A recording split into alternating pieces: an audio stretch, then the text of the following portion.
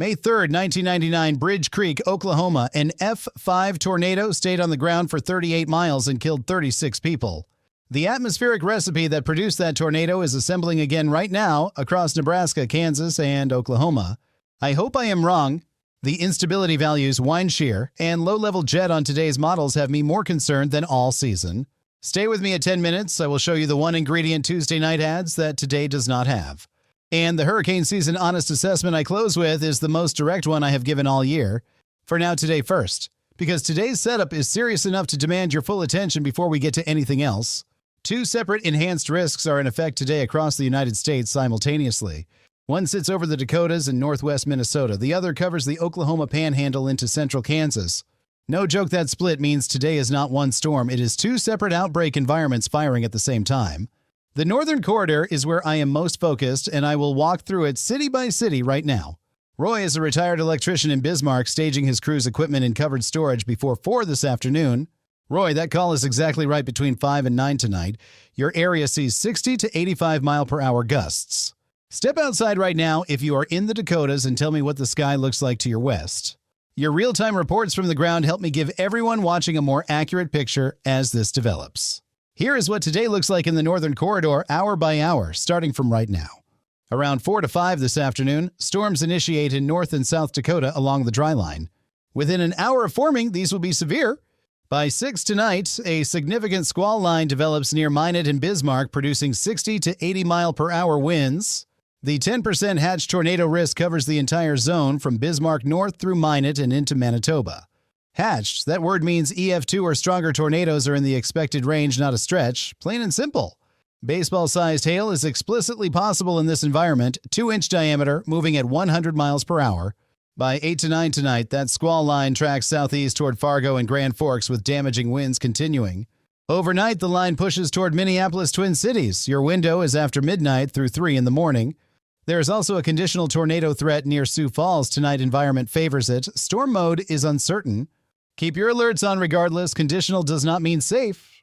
Lila is a retired teacher in Wichita who told me she already has her shelter stocked and her neighborhood phone tree activated.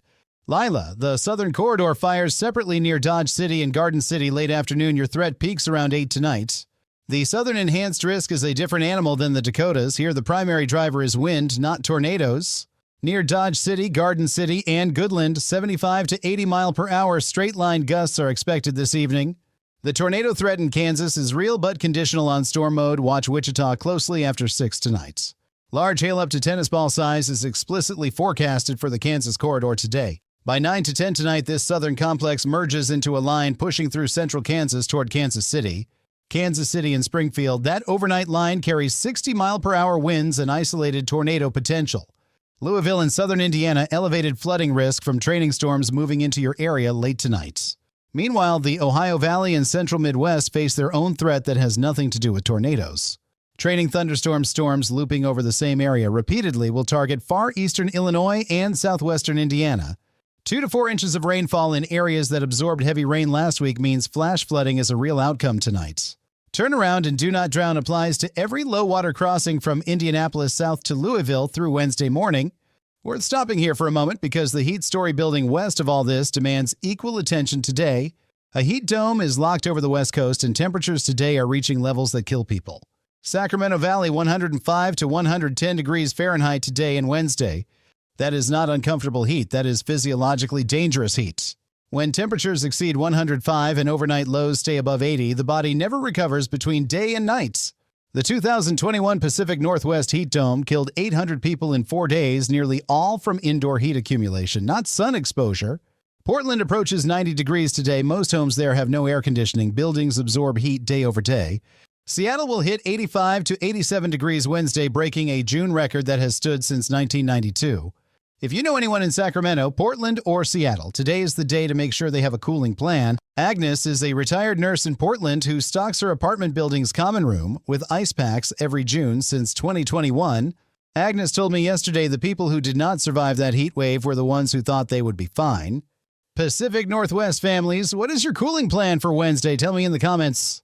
Cooling center locations for your city are available right now at your local NWS Forecast Office website. And now here is the Tuesday night ingredient I promised you, the one that makes Wednesday more dangerous than today. Tonight's low-level jet charges the atmosphere with wind shear and moisture heading into Wednesday morning heads up.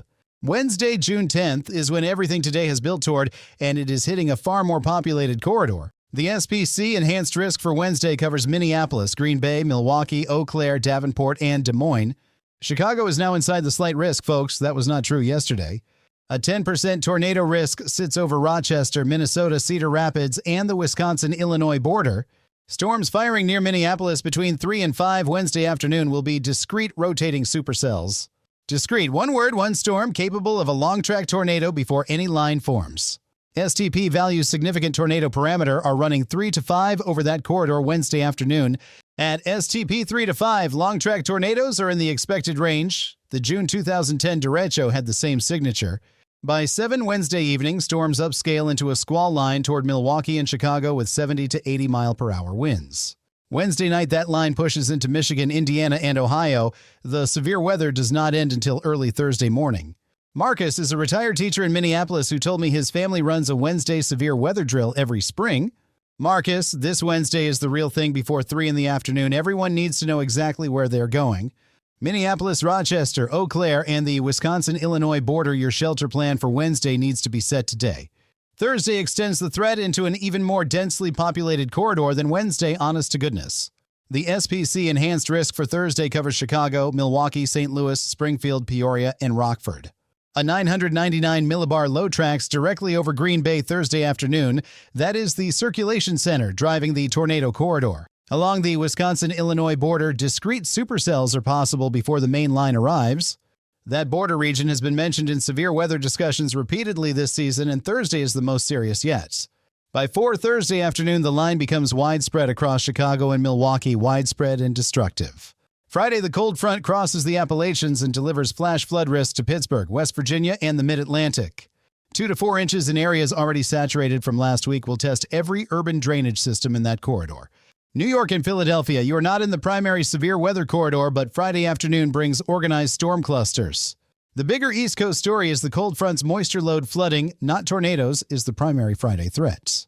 By Friday evening, the front exits offshore and the eastern United States begins a genuine break from severe weather. Behind Thursday and Friday, something genuinely unusual arrives, something I have not called out all season until now. A cold front of June rare strength pushes south from Canada beginning around June 13th and continuing through the 21st. Temperatures across the Midwest will drop 10 to 15 degrees below normal, not seasonally cool, below normal. Chicago could see highs in the low 60s in the third week of June. Minneapolis near 58 degrees. The last time a cold front of this character dropped through the central United States in mid-June was the early 1970s.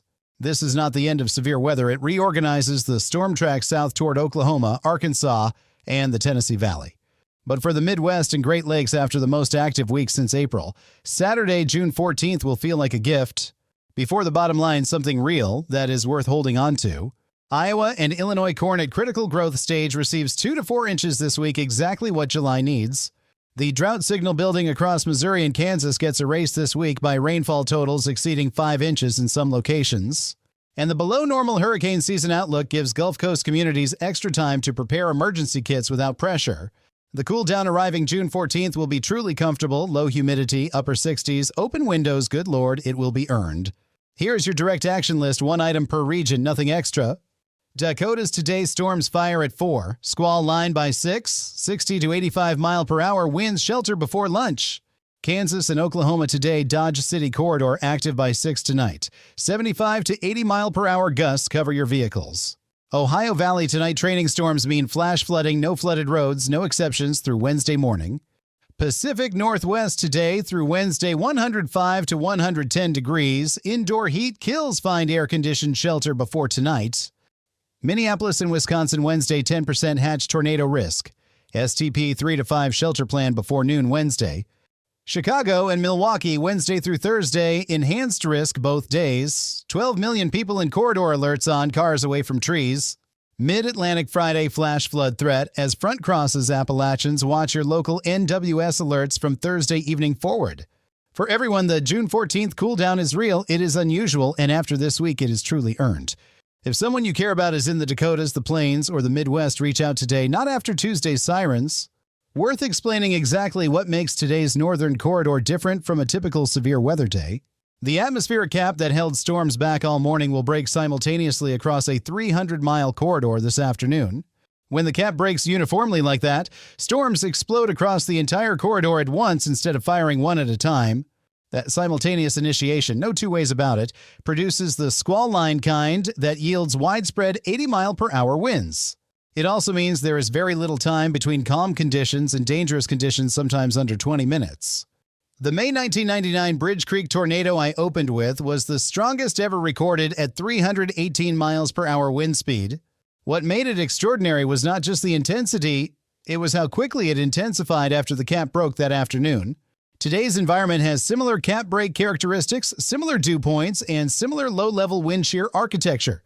History does not repeat exactly, but it rhymes, and today's rhyme is close enough to take seriously. Good Lord, worth spending more time on the heat. The health stakes Wednesday and Thursday in the Southwest are extreme. When the heat index exceeds 110 degrees Fahrenheit, the National Weather Service classifies conditions as extreme danger. For adults over 65, heat stroke can develop in under 30 minutes of outdoor exposure at these temperatures.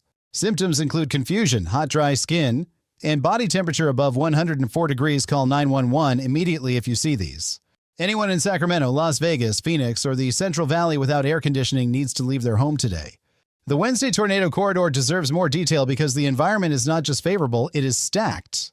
Dew points in the low to mid-70s across the Twin Cities Wednesday afternoon fuel explosive storm growth. Combined with 4,000 joules of instability and a negatively tilted trough, the atmosphere is flat out loaded. A negatively tilted trough adds rotation to every storm updraft it passes over. That is the detail that raises tornado ceilings. Iowa and Illinois corn at peak growth stage adds transpiration moisture to the atmosphere, pushing dew points even higher locally. Thursday's setup has one characteristic Wednesday does not: a 999 millibar closed low tracking directly over Wisconsin. A June closed low that strong is unusual. It provides focused lift in a warm sector that stretches deep up. The warm frontal boundary ahead of that low is where discrete tornadic supercells are most likely Thursday afternoon. Janesville, Rockford, and Milwaukee are explicitly mentioned in the high-end tornado corridor for Thursday by the SPC. The cold front arriving June 13th through the 21st is worth understanding as a pattern shift, not just a cool down. This front is driven by a displaced polar vortex Arctic air pushed south by a western United States ridge. Displaced polar vortex events in June are rare. The European ensemble has been consistent on this signal for 4 days. After it passes, the storm track reorganizes southward. Active weather continues, just shifted to Oklahoma, Arkansas, and Tennessee. Here is the bottom line, and it ties back to where I started May 3rd, 1999, Bridge Creek, 38 miles. I told you I hope I am wrong about this week. But hope does not move a supercell. It does not cool a heat dome. It does not drain a flooded road. Roy staged his equipment in Bismarck. Lila activated her phone tree in Wichita. Agnes stocked the ice packs in Portland. Mark my words, Marcus runs the drill in Minneapolis every spring. This Wednesday is the real one. The ones with a plan before Tuesday always come through. Active weeks like this, that has always been true. Check in tonight and tell me what your sky looks like. I will be back tomorrow with Wednesday's full outbreak update. Take care of the people near you.